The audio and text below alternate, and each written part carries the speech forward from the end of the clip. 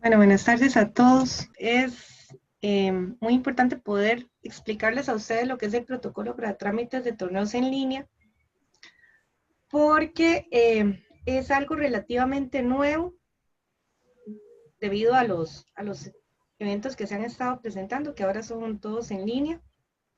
Y el tener este tipo de foros para poderlo explicar para mí es muy importante y en general para la federación, porque es una forma de retroalimentación más directa que, que nos permite ir mejorando este tipo de documentos.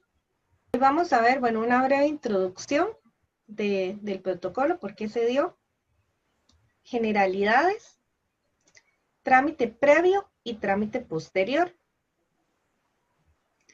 No vamos a tocar la parte de recomendaciones que viene al final del documento, porque eso vamos a verlo en la sesión de experiencia TICA.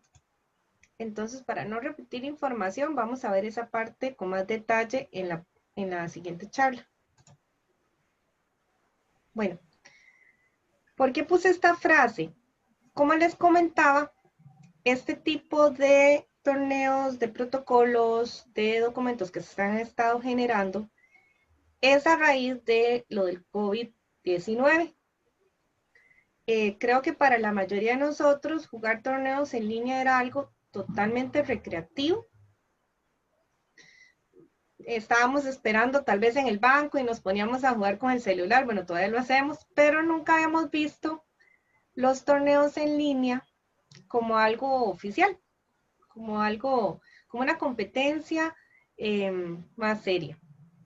Entonces, a raíz del COVID es que se da este fenómeno y viene la parte de, bueno, de la curva de aprendizaje, que les voy a hablar un poquito más en la charla sobre experiencia TICA, y a generar documentos que se adapten a esta nueva realidad.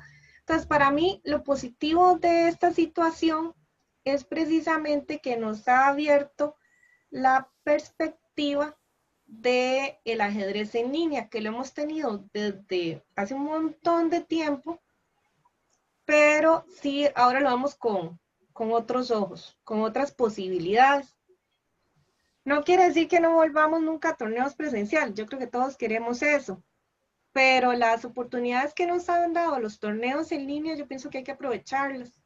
Por eso la necesidad de generar este tipo de documentos que sean más permanentes, eh, para seguir haciendo torneos en línea y hacerlos más, no solo hacerlos, sino hacerlos más oficiales, cada vez más cercanos a un torneo presencial o cada vez, lo que yo digo, más serios, no algo totalmente recreativo. Entonces, ahí, como les comentaba, es a raíz de esta nueva realidad que se generan este tipo de situaciones. Este protocolo está basado en el reglamento del protocolo de trámites de torneos. Este reglamento se aprobó en la asamblea a inicios de este año. Fue elaborado por Alexis Murillo, que es el comisionado de ELO e Historia. Entonces yo me basé en ese reglamento. ¿Por qué? Porque fue un reglamento que aprobamos en asamblea y que a raíz del COVID en realidad ni siquiera pudimos usar, porque los torneos presenciales se detuvieron. Entonces era una forma no solo de tener, vamos a ver, si hacía un protocolo nuevo íbamos a tener documentos muy diferentes. Entonces era aprovechar que ya habíamos aprobado ese en el reglamento en asamblea, generar otro muy similar para que la gente también se fuera acostumbrando a lo que pedía el reglamento. Por eso es que ustedes van a ver posiblemente cosas o información que se pide que no es tan específico de torneos en línea, pero que son importantes y les voy a explicar por qué. No solo para que se vayan acostumbrando al reglamento de lo que fue aprobado, sino también para ir generando ciertas bases o cierta información que la federación requiere y que FIDE también nos pide en algún momento o nos va a pedir cuando ya se reanuden los torneos presenciales. Y también el objetivo del protocolo es que fuera una guía para las personas que quisieran solicitarlo. La idea de los protocolos es eso, o sea, estandarizar los requisitos y que la gente sepa cómo solicitarlos y no estar devolviendo correos. Tal vez, bueno, yo considero que la información más importante es esta, pero después me van a pedir más información. Entonces, para no estar atrasando los procedimientos, el hecho que estén los protocolos ayuda bastante porque yo ya sé qué es lo que me van a pedir y si cumplo con eso, me van a aprobar el torneo o la realización del torneo. Lo que se da es el aval en ese caso. El protocolo está dividido en 6 secciones. La parte de generalidades, trámite previo, trámite posterior, consideraciones finales, transitorios y recomendaciones. Aquí vamos a ver las 3 primeras. Estas son más de trámite, esto no es, bueno, lo pueden leer, de hecho ustedes lo van a leer cuando lean el protocolo. Es una parte bastante corta y las recomendaciones, como les decía, no la vamos a ver acá para no duplicar información. Okay. En cuanto a generalidades, es importante indicar que este protocolo aplica para ritmo clásico. O sea, un mínimo de 60 minutos por jugador o jugadora. Si es tiempo sin incremento, tiempo fijo. Puede ser también el tiempo, si es con incremento, entonces sería el tiempo asignado más el incremento por movimiento multiplicado por 60. Este número 60 sale de la FIDE, de esta regulación, el artículo 1.1, regulaciones del rating de FIDE, porque se considera o toman como parámetro una partida de 60 jugadas. Entonces, el tiempo asignado más esto me debe dar mínimo 60 minutos para cada jugador. Entonces, aquí viene la primera pregunta para ustedes. De estas opciones A, B, C o D, ¿cuáles, si gusta me ponen en el chat, cuáles consideran ustedes que cumplen con este tiempo de reflexión mínimo? Exacto. De estos 3, el único que no cumple es el C. Digamos, 30 minutos más 30 segundos de incremento. Con esta formulita de acá, suman los 60 minutos. Igual puede ser 40 minutos más 20 segundos de incremento, también suman los 60 minutos. 20 minutos más 20 segundos de incremento solo nos suma 40, entonces este no aplicaría. Y este más bien nos sumaría 70 minutos. Entonces también está cumpliendo. Gracias. Ahora, el protocolo nos pone una excepción, que es la misma excepción que está en el reglamento que se aprobó en asamblea, que es para torneos de cuarta y tercera categoría, puede haber un tiempo de reflexión mínimo de 45 minutos por jugador. O si es incremento, que el tiempo asignado más el incremento por movimiento por 60, mantenemos los 60, nos dé al menos 45 minutos. Es importante indicar que esto es solo para los torneos con elo nacional, como es el caso, digamos, estos torneos en línea son válidos únicamente para elo nacional en línea. Entonces, la FIDE, en este artículo que les pongo acá, el 1.1 de las regulaciones de rating, sí pone tiempos mínimos, tiempos de reflexión mínimos, que es importante que los revisen. Por tanto, esta excepción que aparece acá aplica para torneos con elo nacional.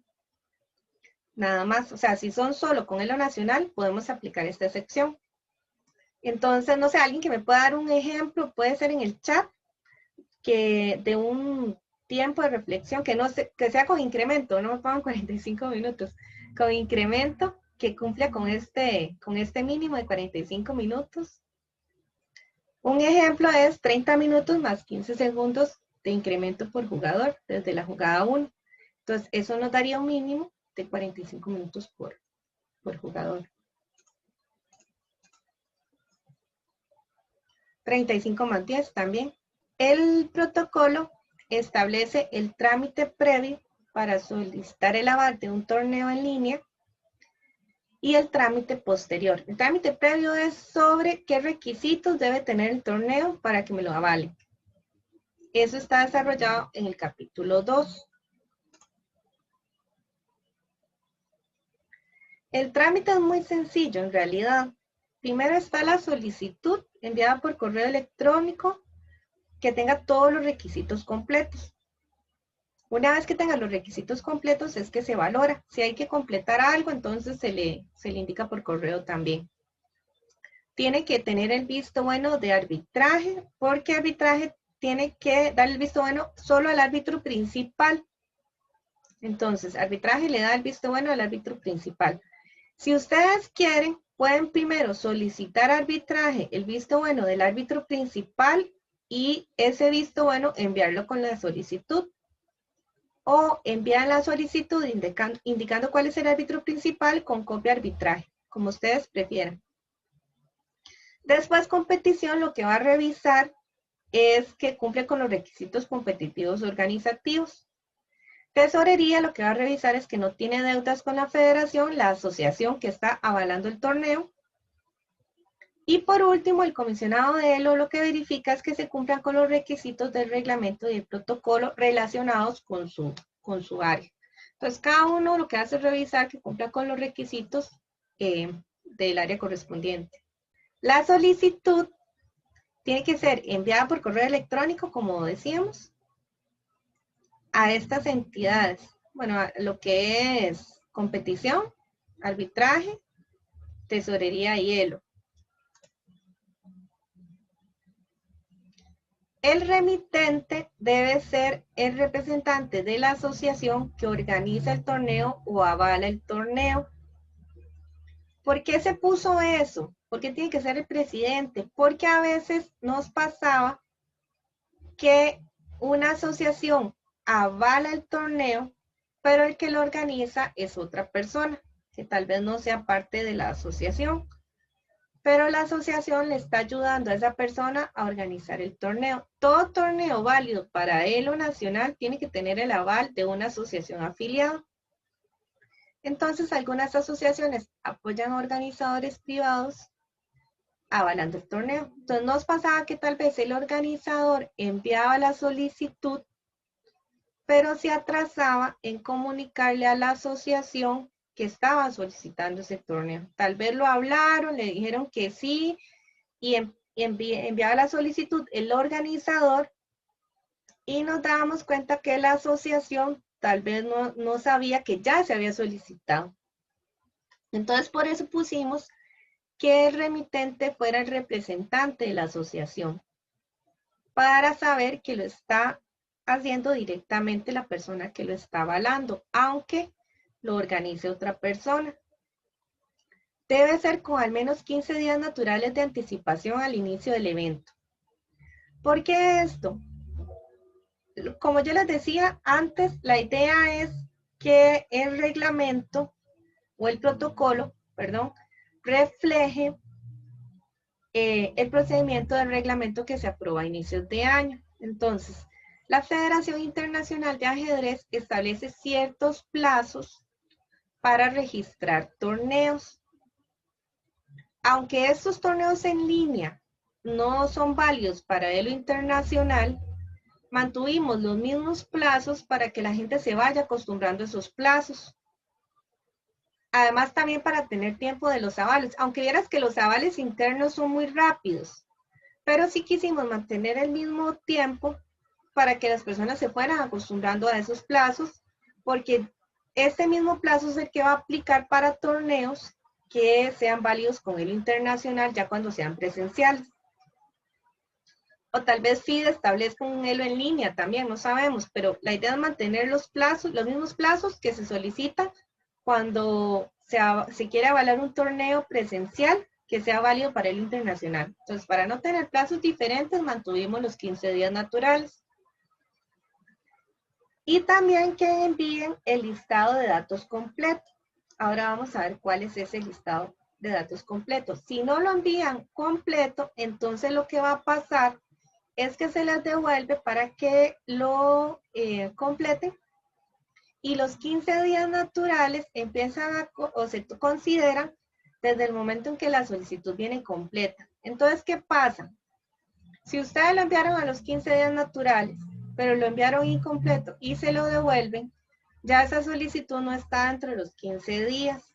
Entonces, podría ser que se le rechace. En estos casos, con Elo Nacional en línea es muy difícil que se le rechace porque, como les digo, es más algo interno de la federación. Pero sí es bueno que se vayan acostumbrando a los plazos para cuando sea con Elo FIDE.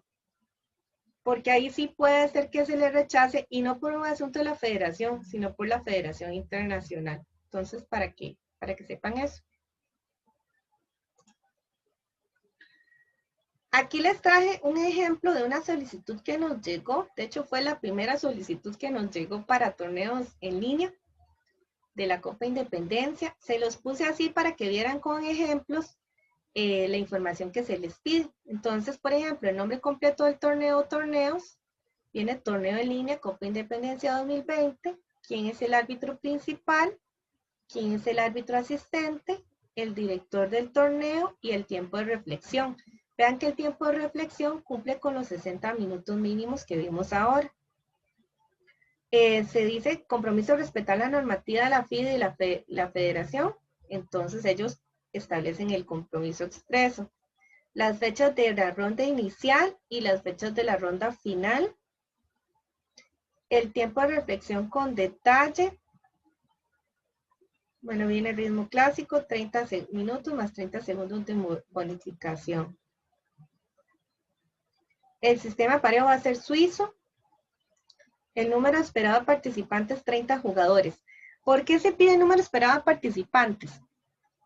Bueno, primero es un requisito que FIDE pide. Entonces, como les decía, quisimos ir acostumbrando a las personas a aportar la información completa.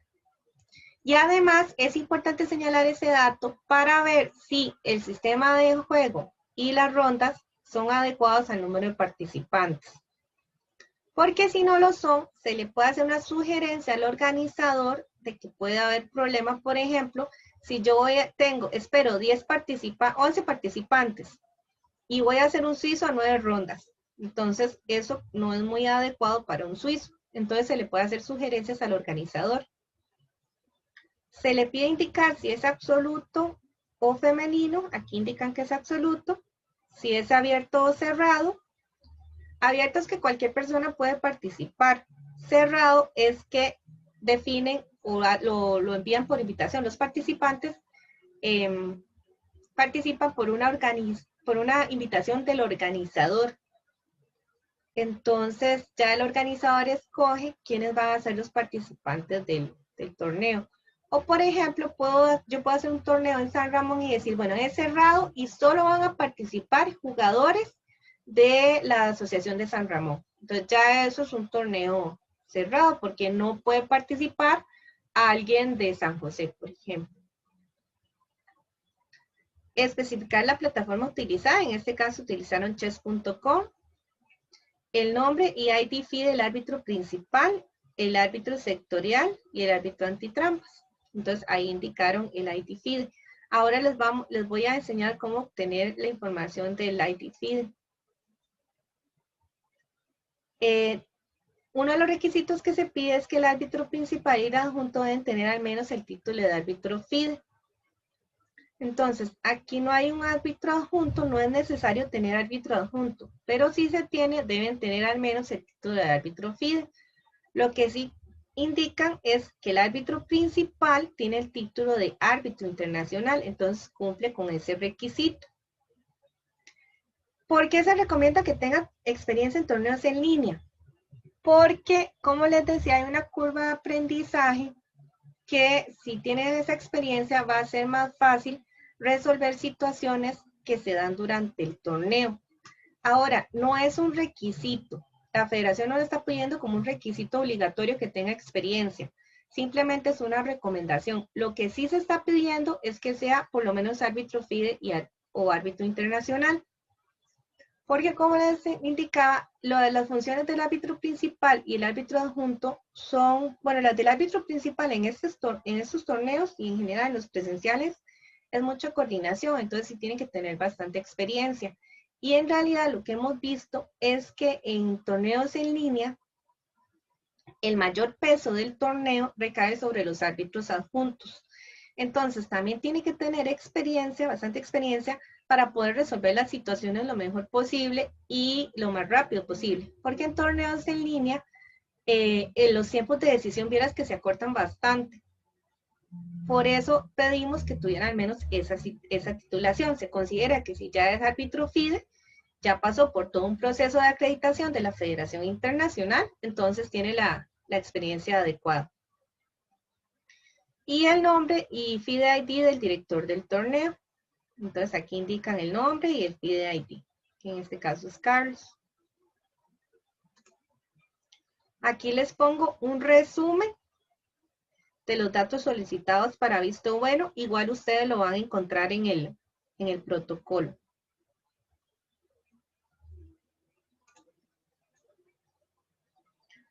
Ahora, dos cositas que, bueno, voy a destacar de esos datos previos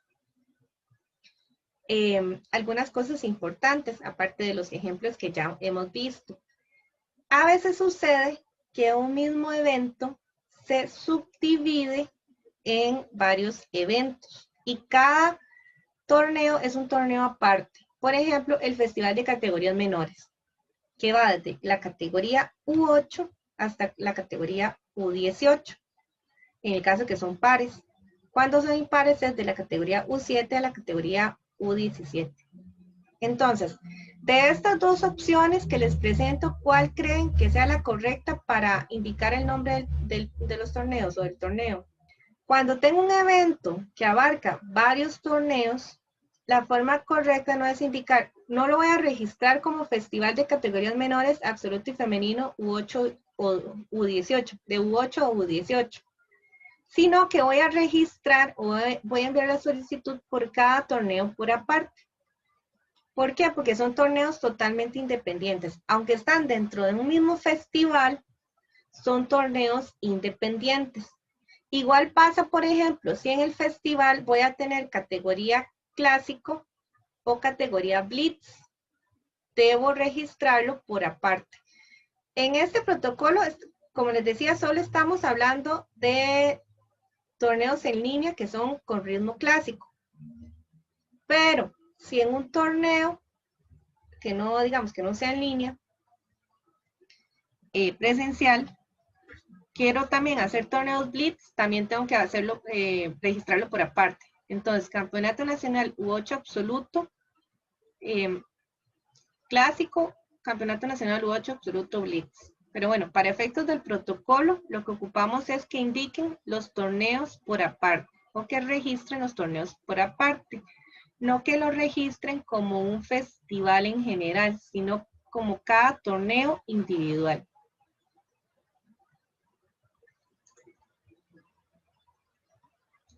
El elo de referencia que se va a utilizar es el elo nacional en línea, que ya está publicado. Se dice en el protocolo que si no estuviera publicado sería el elo nacional clásico presencial. Y también se indica que no se debe usar el elo de la plataforma, porque va a variar mucho dependiendo cuál plataforma usemos. Tal vez yo en chess.com tenga 1700, pero en lichess tenga 1000. Bueno, no sé cuál es el mínimo de lichess, pero porque casi no uso la plataforma. El número de rondas, como les decía, va a ser según el número esperado de participantes y no se puede cambiar. Una vez que se envía la solicitud, eso es lo que va a permanecer, a menos que por el número de participantes tenga que disminuirse. Por ejemplo, yo pongo que yo esperaba 30 participantes, pero resulta que me llegaron 10. Entonces, bueno, ya 10 participantes o menos, el mismo protocolo indica que tienen que ser round robin. O no me llegaron 30, me llegaron 15. Y yo había puesto que eran suizo a 9 rondas. Entonces ya no lo voy a hacer suizo a 9 rondas porque va a ser muy ajustado. Voy a disminuir el número de rondas. Entonces, como les decía, si eso llegara a pasar, simplemente se comunica a la comisión de competición que ya no son 9 rondas, tuvimos que bajarla a 7 o a 5 porque al final no llegaron los 30 participantes que esperábamos, llegaron menos. El protocolo también habla en la parte de previo, de requisitos previos, sobre las medidas antitrampas mínimas que debe tener el torneo. Entonces, la plataforma de juego debe tener políticas antitrampas. Debe haber una videollamada donde estén todos los participantes y que dure toda la sesión de juego. El usuario registrado en el torneo no se puede cambiar. Y esto, digamos, se recalca mucho, incluso se indica que si se cambia, no se va a tomar en cuenta para el cálculo de Elo nacional en línea. También se indica que el árbitro debe hacer revisiones aleatorias del área de juego donde está el jugador y también del administrador de tareas. Estas situaciones vamos a verlas también un poquito más cuando veamos experiencias TICAS. Pero son parte de las medidas antitrampas mínimas que establece el protocolo. De ahí ustedes pueden establecer más. La videollamada se solicita que sea, digamos, que el jugador esté frente a la cámara y se le pueda por lo menos los hombros y la cabeza. Que el micrófono esté activado. Ahora, si durante la sesión de juego un jugador provoca mucho ruido externo, el árbitro puede silenciar ese micrófono. Pero si el jugador tiene que estar en la capacidad de tener un micrófono activo para poderse comunicar con el árbitro o para que el árbitro pueda escuchar el sonido ambiente del lugar donde está el jugador. Por eso es que a veces, digamos, no sé, algunos dicen, yo no tengo micrófono o el micrófono de mi computadora no me sirve. Bueno, tiene que conseguirse otro micrófono, un micrófono que le sirva porque sí tiene que tener esa posibilidad. Aunque después el árbitro se lo silencie porque hay mucho ruido externo y puede afectar a los otros jugadores que están en la videollamada, sí tiene que tener la posibilidad de activar el micrófono. Y también debe poder compartir pantalla. De acuerdo con lo que hemos visto, esto es solo posible en computadoras. No es posible ni en celulares ni en tablets. Entonces, esto implicaría que los jugadores tengan que jugar desde una computadora. El trámite posterior habla más que todo del reporte que se tiene que hacer. Entonces, el responsable es el árbitro principal con el apoyo del organizador del torneo. ¿Por qué digo con el apoyo? Porque hay varias cosas que se tienen que presentar en el reporte que el árbitro tiene que pedirle al organizador. Entonces, no es una responsabilidad directa del árbitro, sino que es una responsabilidad del organizador que se presenta en el reporte del árbitro. ¿Por qué lo hicimos así? Porque lo que no queríamos era duplicar reportes y que el organizador tuviera que presentar información similar a la del árbitro. Eventualmente más adelante, si vemos que no se duplican reportes, podríamos pedirle también un informe al organizador y dividir, digamos, ese tipo de información que se pide, pero en este momento se está incluyendo dentro del informe arbitral. El plazo es 7 días naturales una vez finalizado el evento. El medio de presentación es correo electrónico, al correo de competición y al correo del comisionado de él. El contenido que debe tener este informe es el que está en el artículo 10 del protocolo y debe coincidir con la información de la solicitud inicial, a menos que por causas de fuerza mayor se haya tenido que cambiar y esos cambios ya se han avisado previamente.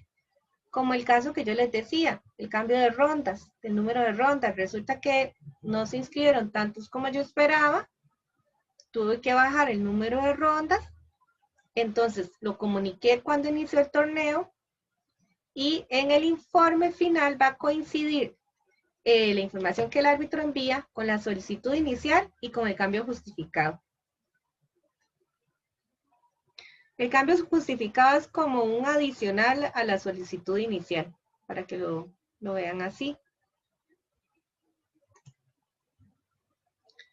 Dentro del informe se pide la identificación, datos para identificar a los participantes.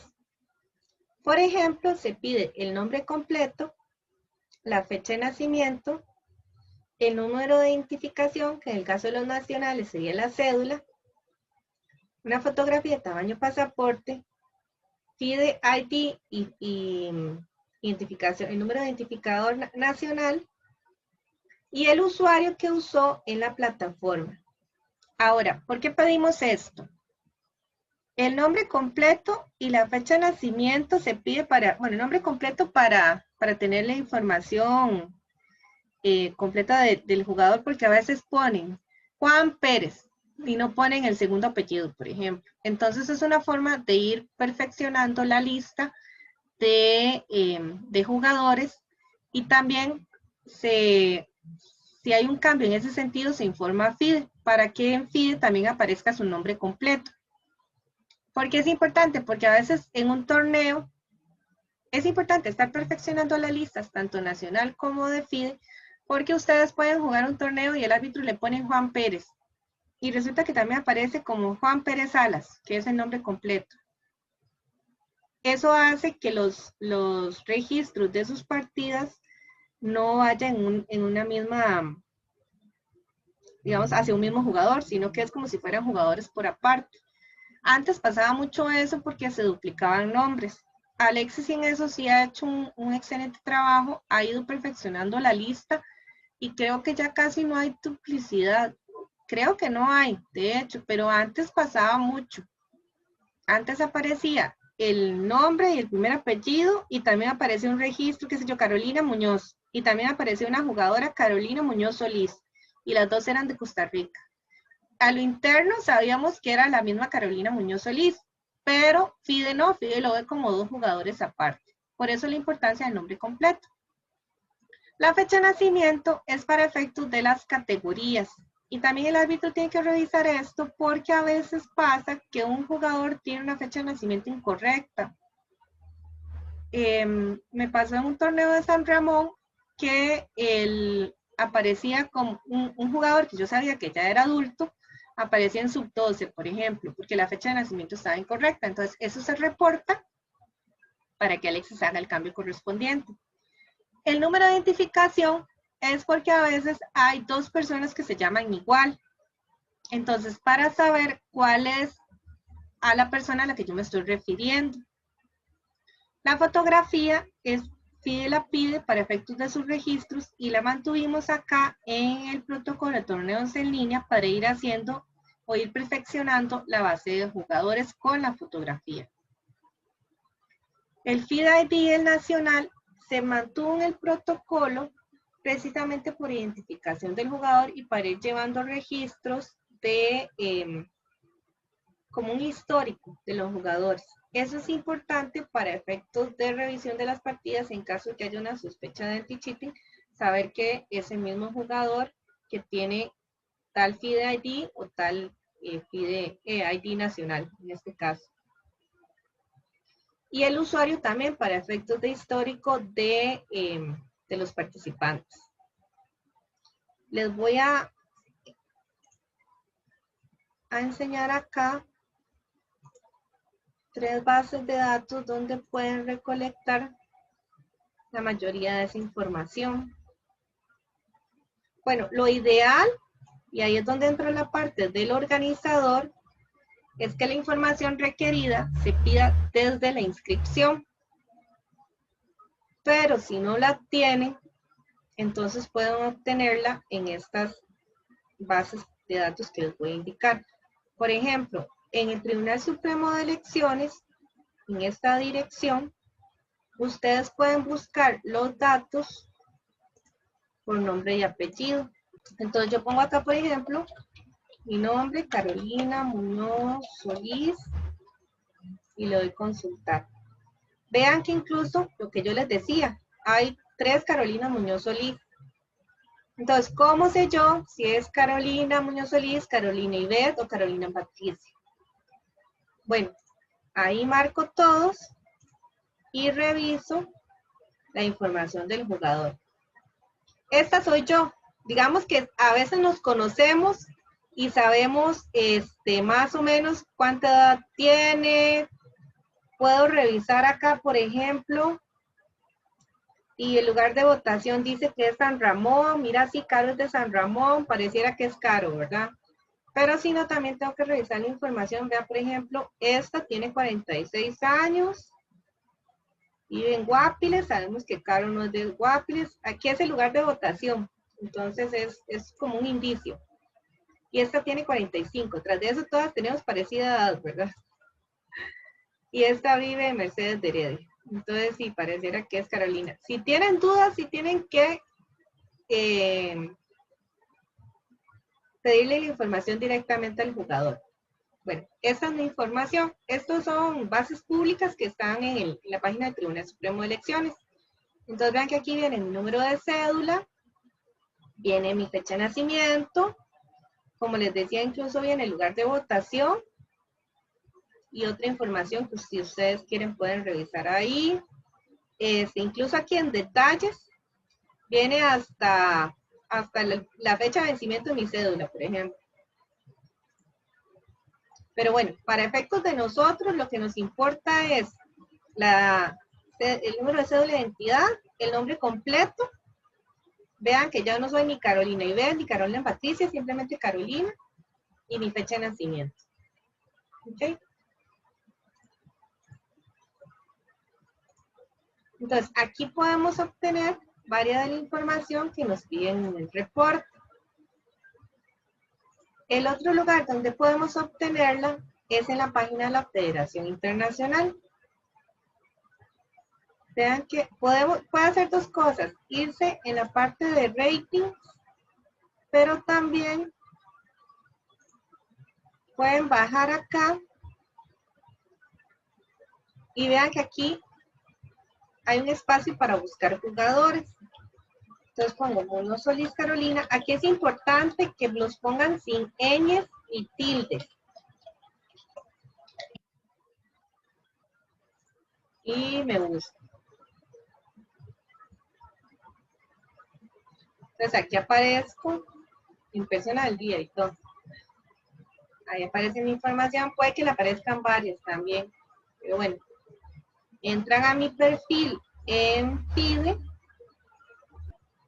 Resulta que en mi perfil de FIDE, ojo, en el protocolo dice que me piden fotografía o que tengo que adjuntar la fotografía del jugador solo si no está ni en la página de la federación ni en el perfil de FIDE.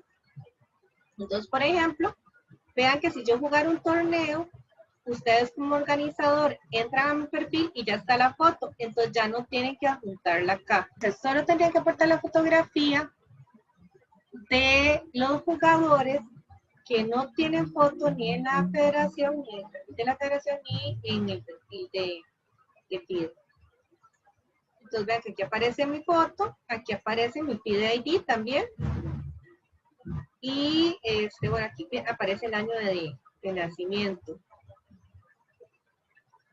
Okay, creo que eso es lo que le piden, por lo menos en el protocolo. Bueno, ahí viene otra información de los jugadores que ustedes pueden revisar. La página de la federación está en la parte de ELO, acá está en la lista de ELO Nacional. Ustedes pueden bajarlo, aquí ya está la lista de ELO Nacional en línea, pueden bajarlo en PDF, en Excel, en estos formatos, incluso formato Vega también. Y por ejemplo, si entro bueno, entremos incluso a la de ELO en línea de una vez.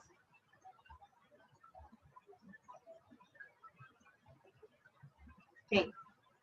Vean que aquí aparece en la lista de lo nacional, actualizado el 18 de octubre, hoy, aparece el título, el nombre, el rating, la rama, si es femenino va a aparecer una W, como aparece en FIDE, al club o la asociación que pertenece.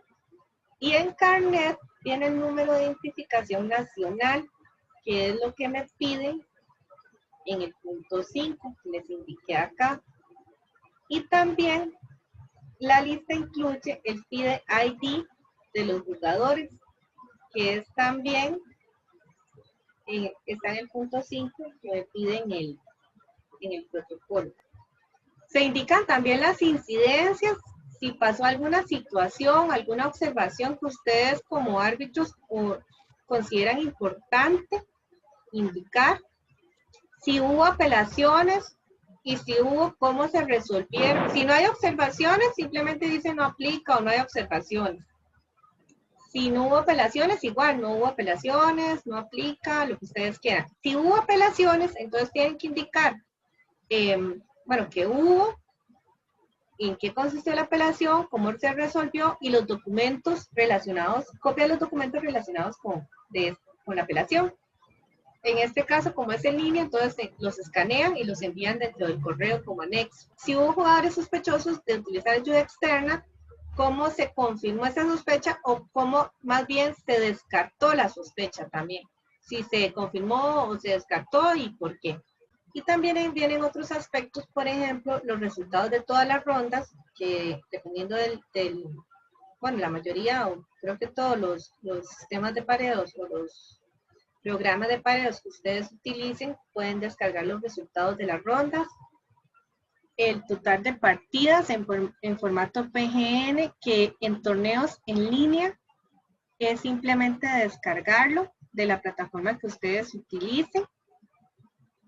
El archivo del programa de pareo, eso es importante, por lo menos nos ha pasado con Swing Manager, no sé digamos si pasa con otro tipo de programas, que digamos yo pongo las fechas de nacimiento de los jugadores, resulta que si Alex, por ejemplo, va al archivo en Swing Manager, perdón, va a la página de Swing Manager en Share Results y descarga el archivo de Share Results de la página,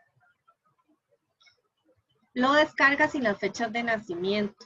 Entonces, yo lo que he tenido que hacer es enviarle el archivo que genera el programa, no el link donde lo puede descargar, sino el archivo, porque cuando ya le envío el archivo, sí va a poder ver todas las fechas de nacimiento. Pero me ha pasado con... Si él va a Share Results y descarga el archivo desde la página de Share Results, que lo descarga sin fechas de nacimiento.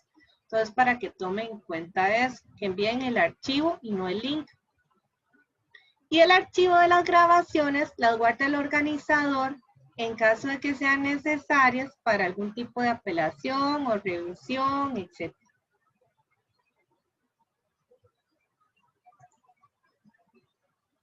Okay. Para cerrar, puse esta frase porque me gustó en el sentido, bueno, habla sobre diseño de modas, no sobre ajedrez, de que si no son usadas por alguien, entonces dice que no estás en el negocio. Para mí pasa lo mismo con los protocolos, o cualquier tipo de documentos que se genere. Si no se usan, no vamos a saber si están bien o no vamos a tener como la experiencia, bueno, irlo perfeccionando. Nosotros, digamos, como les decía, hicimos el protocolo basados en el reglamento de lo que había hecho Alexis con toda la experiencia que él tiene. A raíz de la experiencia de torneos en línea, lo adaptamos a los torneos en línea, pero es algo que se puede ir perfeccionando. Entonces, si ustedes como organizadores, que son los que van a usar también ese protocolo, ven algún tipo de observación importante, entonces se le agradece que lo hagan saber para ir perfeccionando el documento. Como les decía, fue un documento analizado, revisado, pero es perfectible totalmente.